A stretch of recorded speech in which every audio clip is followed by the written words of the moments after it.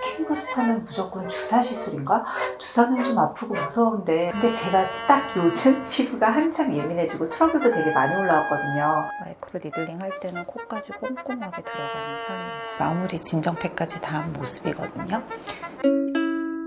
안녕하세요. 가정의학과 전문의 미래연입니다. 제가 그동안 가장 좋아하는 시술로 늘 스킨 부스터를 손꼽아서 설명을 드렸던 것 같은데요. 실제로 제가 시술하는 모습을 여러 차례 보여드리기도 했죠. 근데 아무래도 제가 주로 리쥬라닐러나 주베럭을 주사 맞는 모습을 많이 보여드렸던 것 같아요. 그렇다 보니까 많은 분들이 스킨 부스터는 무조건 주사 시술인가?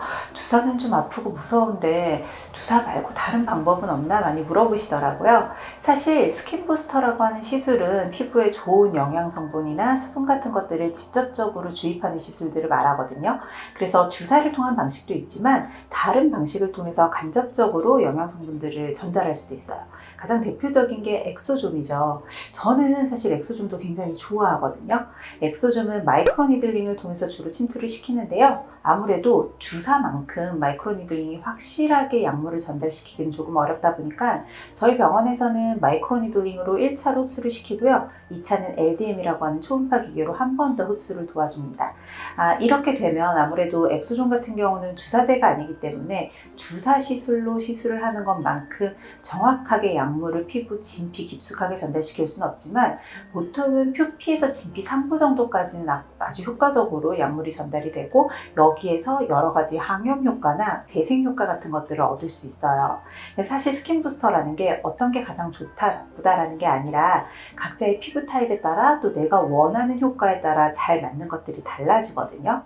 저 같은 경우에도 평소에는 제가 리쥬라닐러를 가장 좋아한다라고 하지만 제 얼굴에 피부염이 올라온다거나 또는 트러블이 좀 자주 생길 때에는 주사를 여러 차례 거의 100번 이상의 주사를 맞는 과정에서 피부가 예민해지고 자극받고 열이 날 수 있거든요. 그러면 우리가 기저에 있는 염증 같은 것들이 오히려 이런 피부 자극과 열로 인해서 더 나빠질 수도 있겠죠. 그러니까 제가 평소에는 리쥬란을 통해서 피부를 건강하게 관리하지만 이미 피부염이 올라왔다 또는 알러지나 피부가 좀 자극을 받아서 예민한 상태다 라고 할 때는 마이크로니들링 즉 엑소좀을 이용해서 주로 피부를 먼저 진정시키고 급하게 올라온 염증 같은 것들을 가라앉히곤 합니다. 근데 제가 딱 요즘 피부가 한참 예민해지고 트러블도 되게 많이 올라왔거든요. 요즘은 피부염이 생긴 건 아닌데요. 주로 입가 주변으로 피부에 두드러기처럼 알러지 반응도 좀 자주 나고 그러다 보니까 여드름처럼 많이 올라왔어요. 그래서 이런 때에는 리쥬라닐 같은 주사 시술보다는 엑소좀으로 가볍게 시술을 하면서도 통증은 줄이고 빠르게 염증들도 줄여줄 수 있는 시술들을 하는 게 더 효과적이거든요. 제가 안 그래도 요즘 피부 상태 봐서 엑소좀 좀 해야겠다 싶어서 여러분께 최근 들어서 엑소좀 시술을 한 걸 보여드린 적이 없는 것 같아요. 그래서 급하게 카메라를 켰거든요.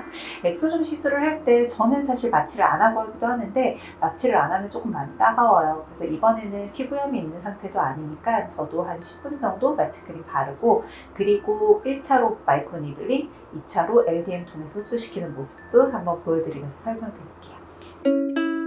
마취를 하고 있고요. 마이크로니들링은 코까지 다 들어갈 수 있거든요. 주사할 때는 주로 코는 잘 주사를 안 하는데 이렇게 해서 얼굴 전체를 하고 있고 저희가 쓰는 엑소좀을 보여드릴게요. 엑소점은 성분 이름이에요. 이게 특정 제품 이름이 아니기 때문에 사실 브랜드들이 가장 많은데 저희 병원에서 가장 많이 쓰는 건 이거예요. 정확하게 엑소점의 농도나 이런 것들이 좀 나와 있거든요. 그래서 조금 더 믿을만하고 나와 있는 것 중에선 거의 가장 고농도로 인증을 받았기 때문에 제일 많이 쓰는 편이고요. 이게 일제 파우더 형태로 되어 있고 얘는 이제 요걸로 희석을 해서 쓰는 거죠. 그래서 일제랑 이제를 이제 1대1로 희석을 해서 쓰면 되긴 하는데 저희는 마이크로니들링 할 때는 이 딜런트 절반 정도만 넣고 해서 일단 1차적으로 흡수시키고 그 다음에 2차로 LDM이라고 하는 초음파 기계로 한 번 더 흡수시킬 때 이 이제에 남은 것들을 같이 이용을 하는 편입니다. 이게 2차로 하려고 하는 이제 LDM 기계예요. 그래서 초음파 기계인데 각각 다양한 모드별로 이제 기능들이 굉장히 많거든요. 그래서 약물을 흡수시키는 모드로 했을 때는 주로 3가지의 헤르츠를 많이 이용을 하게 돼서 얼굴 전체에 한 12분 정도 흡수를 시키게 됩니다. 일단 들어갈 때 간단하게 그래도 마이크로니들링 역시도 어느 정도는 침습적인 시술이다 보니까 소독 싹 해주시고요. 마이크로니들링 시술은 사실 마취하고 나서는 거의 안 아파요. 그래서 통증에 되게 예민하신 분들도 너무 걱정하지 않고 들어가실 수 있습니다.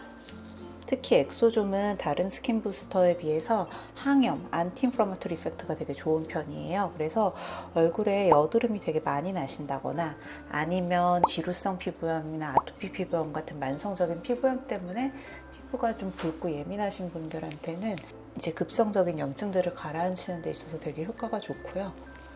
재생의 효과 역시도 좋기 때문에 이게 줄기세포에서부터 추출한 성분이거든요. 그래서 재생의 성분도 되게 좋아서 특히 그런 염증 후에 색소 침착이나 흉터 같은 거 예방을 하는 목적으로도 되게 좋습니다.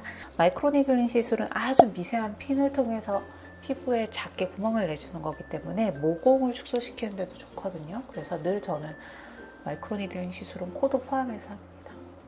그래서 지금 보면 아주 미세하게 핀들이 지금 한 180개에서 250개 정도의 핀들로 구성이 되어 있는데 쭉쭉 눌러도 얼굴은 좀 붉어지죠. 근데 통증은 느껴지는 건 거의 없어요.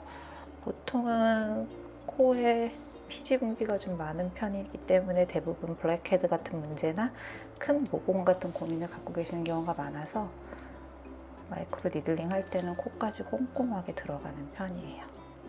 이렇게 지금 여기 보면 살짝 피나거든요. 제가 지금 여기 이렇게 흉터들이 막 있잖아요. 그래서 염증이 생기고 나서 제가 아문 지 얼마 안 됐기 때문에 이런 부분은 마이크로 니들링 할 때 이렇게 조금씩 피가 나기도 해요.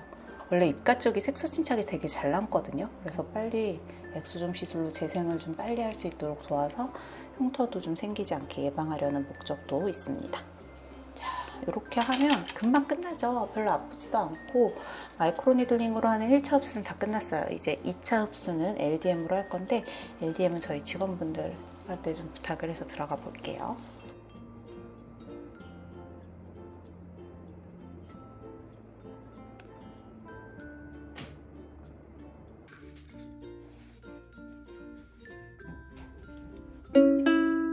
이게 이제 마무리 진정팩까지 다 한 모습이거든요. 약간 붉어진 거 말고는 주사바늘 자국이나 뭐 엠보나 이런 게 전혀 없기 때문에 마이크로 니들링 시술을 하신 다음에는 일상생활 같은 것들은 거의 무리 없이 하실 수는 있고요. 그래도 너무 땀이 많이 나는 것들이나 아니면 좀 이렇게 두꺼운 메이크업을 한다거나 하는 거는 하루 이틀 정도는 피해 주시는 게 좋아요. 어쨌건 마이크로 니들링도 핀을 통해서 피부에 조그마한 상처가 났기 때문에 이틀 정도는 완전하게 좀 회복을 할 수 있는 시간을 주시면 좋으실 것 같고, 피부 진정의 효과나 이런 건 거의 수일 내로 나타나는 편이라서 며칠 정도만 지나도 충분히 이제 수분감이나 이런 것들도 좀 느끼실 수 있을 거고, 재생이 좀 빨리 올라오는 부분, 그리고 각질 세포의 생성이나 이런 것들에 대한 그 주기도 정상화 시켜주거든요. 그래서 피부 좀 예민하고 각질이 많이 올라왔던 부분들도 금방 좀 이렇게 각질이 정리되는 것도 느끼실 수 있을 거예요. 자, 그래서 오늘은 마이크로 니들링을 이용해서 하는 엑소좀 시술에 대해서 좀 보여드렸고요. 아무래도 예민한 피부 또는 염증이 있는 피부에 효과적인 치료 방법이라는 거 기억해 주시면 좋을 것 같습니다.